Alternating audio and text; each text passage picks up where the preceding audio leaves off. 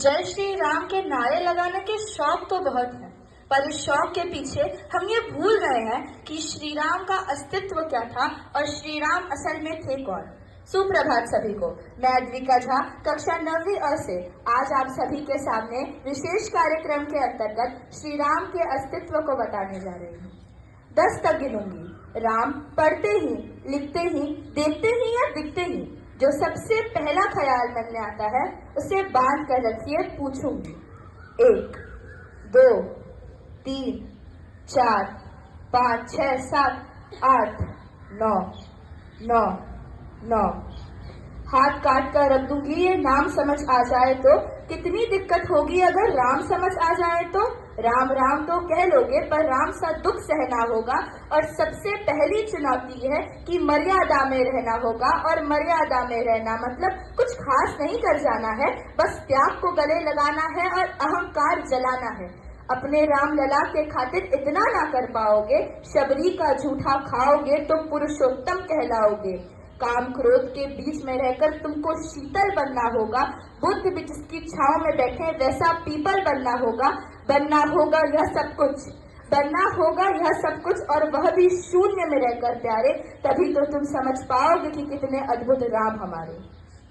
कि भरत से भारत हुए राज में, सुना है राम जी आने को है।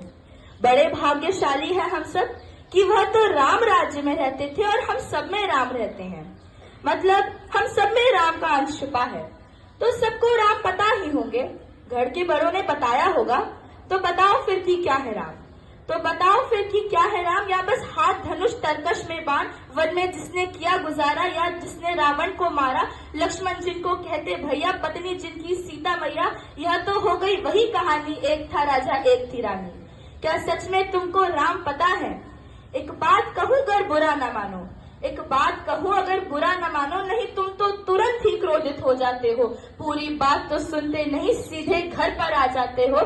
कि तुम लोगों के नाम जपो में, कि तुम लोगों के नाम जपो में पहले सा आराम नहीं है। इस बिना मतलब के जय श्री राम में सब कुछ है, बस राम नहीं है। निजी स्वार्थ के खातिर अगर कोई राम नाम को गाता हो तो खबरदार, जो जरूरत की और मेरे राम को बाता तो। भारत भू की कवि हूँ मैं, भारत भू की कवि हूँ मैं, तभी निडर हो कहती हूँ राम है मेरी हर रचना में, मैं बजरंग में रहती हूँ। भारत की नींव है कविताएं, भारत की नींव है कविताएं और सत्य हमारी बातों में, तभी कलम हमारी तीखी और साहित्य हमारे हाथों में। तो सोच समझकर राम कहो तुम, तो सोच समझकर राम कहो तुम। ये बेमतलब का नारा नहीं, जब तक राम हृदय में नहीं तब तक राम पुकारा नहीं। राम कृष्ण की प्रतिभा पर पहले भी खड़े सवाल हुए, ये लंका और ये कुरुक्षेत्र यूं ही नहीं थे लाल हुए। अघोर खुलकर हंसना भी है और खुलकर हंसना भी है और पल पल रोना भी है राम।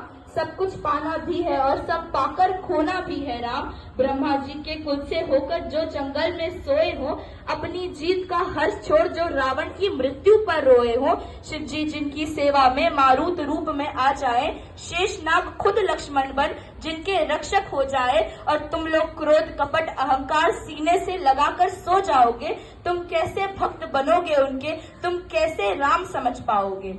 अघोट क्या है पता नहीं, शिव जी का वरदान चाहिए, ब्रह्मचर्य का इल्म नहीं, इन्हें भक्त स्वरूप हनुमान चाहिए। भगवा क्या है पता नहीं, लहराना सबको होता है।